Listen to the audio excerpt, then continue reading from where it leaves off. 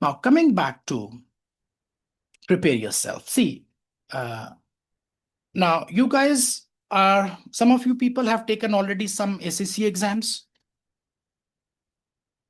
I mean, some people have got exemptions. Some people have already passed 5, 6, or 7 exams.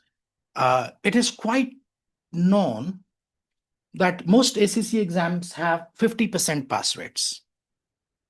Most of the ACCA exams, the pass rates are 50%, which means, and if a pass rate is 50%, and actually some of them have even less than 50%, even if it is 50%, it means that if 10 people they go to they go for exam, 5 will pass and 5 will fail. Or maybe if 2 people are going for exam, 1 passes and 1 fails.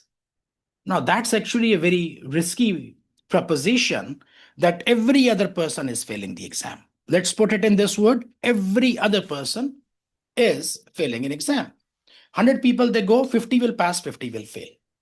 And those 50 who failed, they actually, if you ask them, most of them would say that I was very well prepared. I read the book, I did the questions, I'm not sure what happened. A big proportion of those failed students, they would say that I did my preparation. I'm not sure what happened. I mean, I did all the chapters, I did my practice, I did the questions, and etc. Then you sit down and think that what is the reason for that? Because you see, because many people do not understand.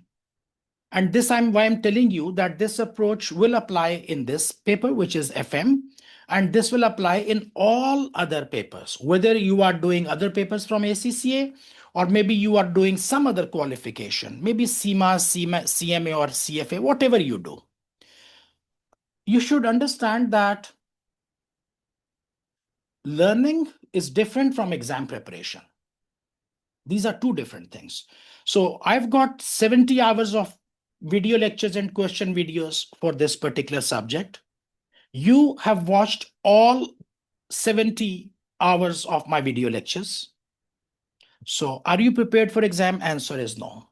Because watching my video lectures or reading from the book is not exam preparation itself. That is actually a process of gaining the knowledge. So when you watch my video lectures and when you read from the book, you are actually gaining the knowledge. It's not exam preparation. Exam preparation is a totally different thing. Exam preparation means doing questions on your own, taking mock exam, taking quizzes, making sure that you can complete the quiz in the desired time, making sure that you can complete the mock exam in the specified time. Your speed is good. That is exam preparation, which means practicing. So people, they do not realize what do they do. So if they have like 100 hours, so what they do that because they are slow, sometimes they start late, sometimes they are not giving enough time, and exam is coming close. So just like 10 days before exam, they complete their syllabus. So 90% of their time was spent on gaining the knowledge, and only 10% of the time they give to practice, which is exam preparation. And that's why they fail.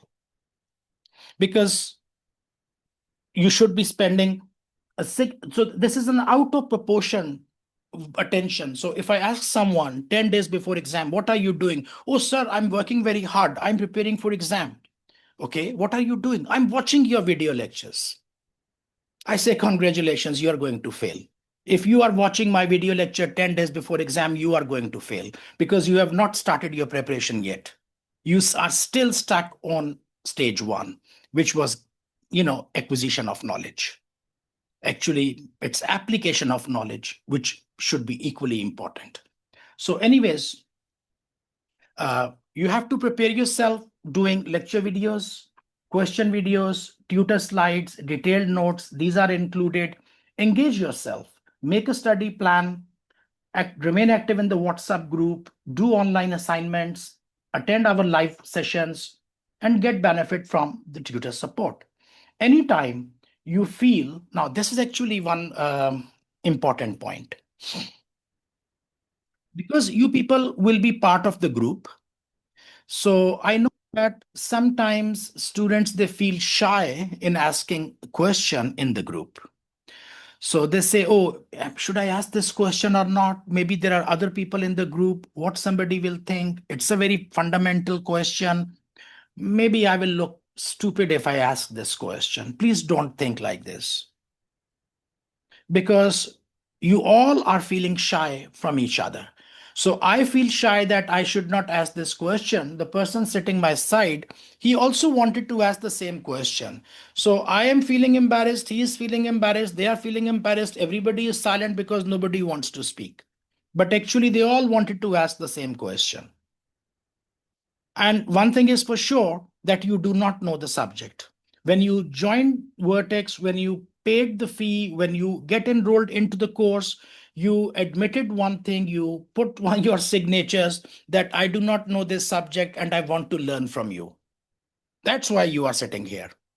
So once you have already admitted that you do not know the subject and you are here to learn and learn from me, then why not to ask question? Why to feel shy? So please ask questions. Okay. The more you ask questions, the more you will learn. Test yourself. Do online quizzes, do online progress test, do final mock exam, and get ready for the exam. Pre-exam webinars I will conduct, technical articles you have to read, examiner reports you have to read, and fill in your knowledge gaps. So see this, prepare yourself, engage yourself, test yourself, get ready for exam. Okay.